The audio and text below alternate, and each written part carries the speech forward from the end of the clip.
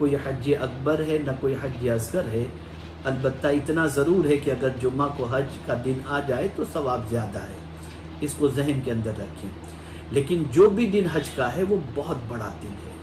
بہت بڑا دن، یعنی بہت بڑا دن۔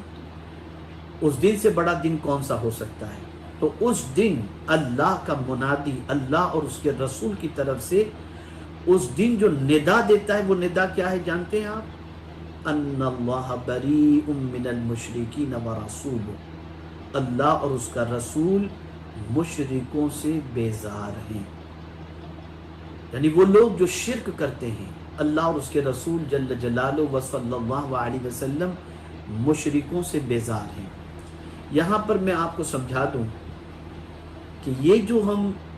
تلبیہ پڑھتے ہیں، لبیک اللہم لبیک، در حقیقت اس میں کوئی شک کی گنجائش نہیں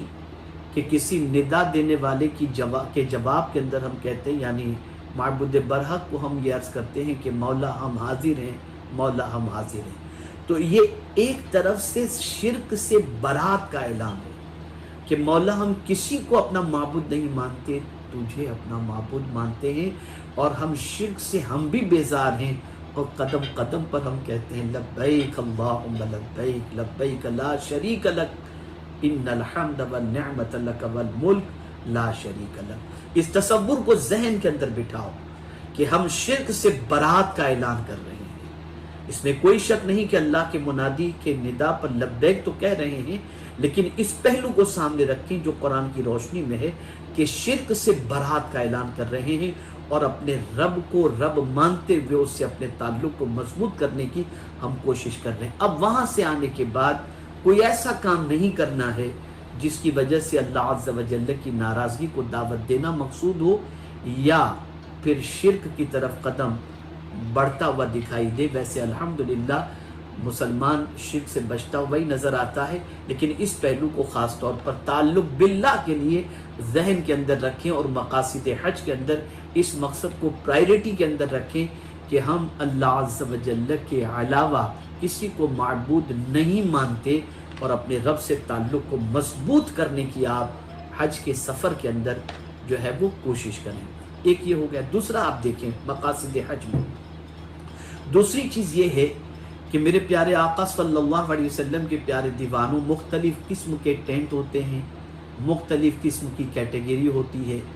اور کسی کا ٹینٹ بہت خوبصورت ہوتا ہے، بہت آرام والا ہوتا ہے، کسی کا سفر بہت آرام دہ ہوتا ہے، کسی کا سفر بالکل معمولی ہوتا ہے۔ تو یہ جو مختلف کیٹیگری ہیں، اس کیٹیگری کی وجہ سے حج پر کوئی فرق نہیں پڑتا، نہ حج پر کوئی اثر ہوتا ہے۔ اور کیٹیگری کے اعتبار سے کسی کا حج بہت بڑا یا قبول، یا کسی کا حج جو ہے وہ کمزور یا کمتر، ایسا مسئلہ نہیں ہے۔ اصل معاملہ یہ ہے کہ میرے پیارے آقا صلی اللہ علیہ وسلم کے پیارے دیوانوں، کوئی کیسے ہی ٹینٹ کے اندر رہے، لیکن سب کے جسم پر دو چادر ہی ہوا کرتی ہے، اور یہ دو چادر میرے رب کی طرف سے یہ ایک پیغام ہے، میرے بندے تو کتنا بھی بڑا ہو جا، میری بارگاہ میں تجھے حاضر ہونا ہے تو انہی دو چادروں کے ذریعے حاضر ہونا ہے۔ اور سن لے، میں آج کے دن کوئی فرق بندوں کے درمیان نہیں رکھ رہا،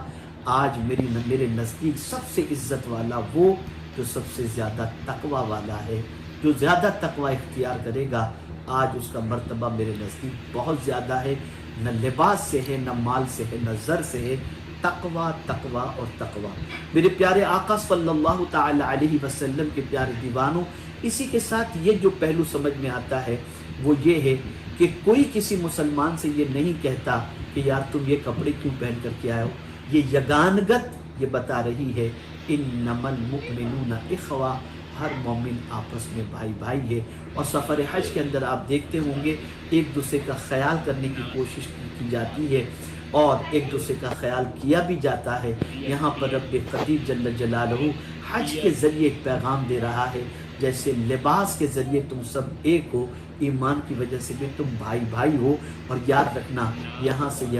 یگانگت کا پیغام، اتحاد کا پیغام مومنین لے کر کے جائیں کہ اب ہم کسی مومن کو تکلیف نہیں پہنچائیں گے۔ یہی وجہ ہے کہ آقا کریم صلی اللہ تعالی علیہ وسلم نے حجۃ الوداع کے موقع پر فرمایا تھا، جس طریقے سے آج کا دن حرمت والا ہے، ایسے ہی آج کے دن ایک مومن کی جان، مومن کا مال اور مومن کی آبرو میں دوسرے مسلمان پر حرام کرتا ہوں. یعنی اتحاد و اتفاق کا ایک عظیم پیغام حج کے ذریعے پیغمبر رحمت صلی اللہ علیہ وسلم نے عطا فرمایا. تو وہاں سے یہ مزاج لے کر کے بھی آئیں کہ ہم کسی مومن کے ساتھ جھگڑا نہیں کریں گے، ہم کسی مومن کے ساتھ فساد نہیں کریں گے.